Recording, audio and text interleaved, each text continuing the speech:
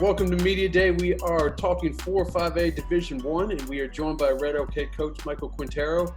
Coach, you guys have had 2 straight years of very long playoff runs. How do we mix that into this upcoming year and just make this a tradition for Hawks football?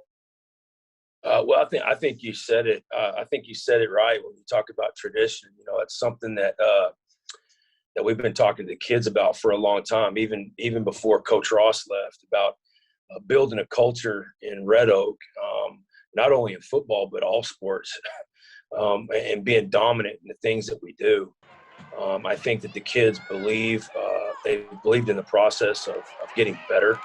I think that being able to play deep in the playoffs the last 2 years is it's building experience for our younger kids. And I think that's, if you look at all the top programs in the state, like the Alitos, the South Lakes, all the teams that play deep all the time, they're able to do that because of the extra practices that they get.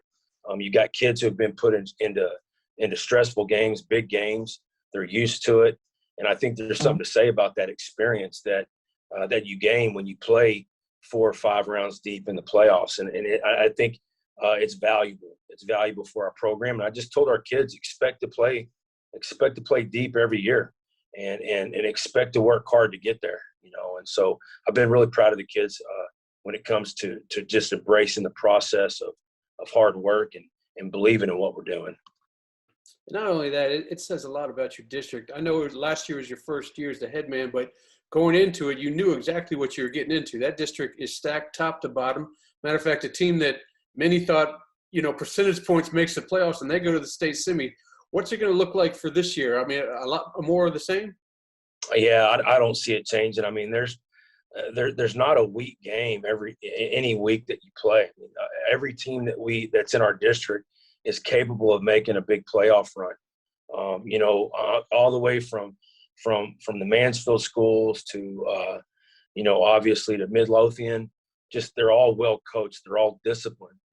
And really it comes down to the little things that we talk about all the time. The special teams, which special teams got us in the last playoff game. Little things that there's not, to me, there's just not a lot of separation between the teams that are in our district, which makes it hard. But I will tell you, it makes us battle tested by the time, if you do make the playoffs, you've been battle tested just from district play, so to me, that's, you can look at it one of 2 ways. You can be like, oh crap, I'm in this district, it's going to be hard, or hey, this is great for our kids because it's not only going to help build our program and give us a measuring stick of where we are as a team and a program, but we're getting ready for the playoffs every week.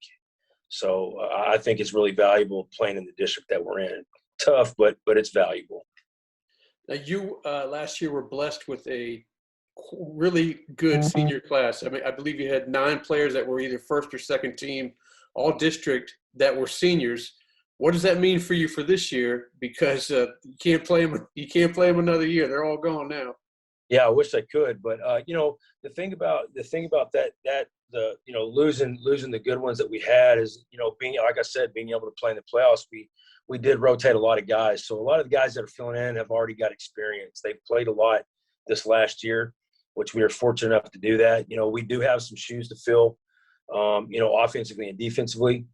And that's why we're looking forward to spring ball this next week, because we're going to get to evaluate some younger players that have worked hard in the off season. But like I said, if you want to build tradition, then there's no drop offs necessarily. You got kids that are hungry to keep the standard high within our program and the way that we play and the things that we do. And obviously the coaches and the way that we approach every practice has got to be an elite approach. And so I think that standard from this last season, and even when Coach Ross was here, I was with him for a long time, and I'm a true believer in what he builds within programs, and we haven't veered from that. So it's everything's at an elite level, and that's what we want our coaches and our kids to understand. So I'm looking forward to spring because I think we're going to have a lot of bright spots. We got a lot of kids that are going to be able to come in and really, really fill big gaps for us this year. Now, one of the positions you'll be evaluating during spring is the quarterback position. You ran You ran 2 last year successfully. One graduated, the other one moved out.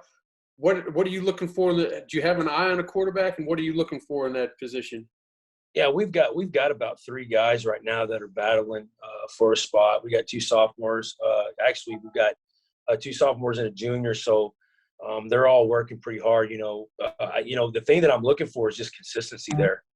I'm a guy that can manage the offense, and right now they've got a pretty good battle going. I think that competition breeds success, and they're definitely doing that at the quarterback spot. Coach Martinez, our quarterbacks coach, is doing a good job of just schooling them up right now and just getting them ready for spring ball. But I look forward to watching these guys grow.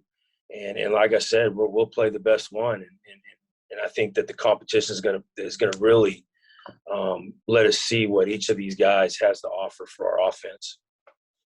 Well, I'll tell you what, that first year, you certainly got to see it all. You had to coach through a pandemic, one heck of a district run, and then your last 2 games were just completely ridiculous. I mean, you had the double overtime Coronado game, and then a couple kick returns from Summit that would turn that thing around. But you will be probably the only coach in Red Oak history that got to coach on New Year's Day. So that's something you can put in your hat, I guess.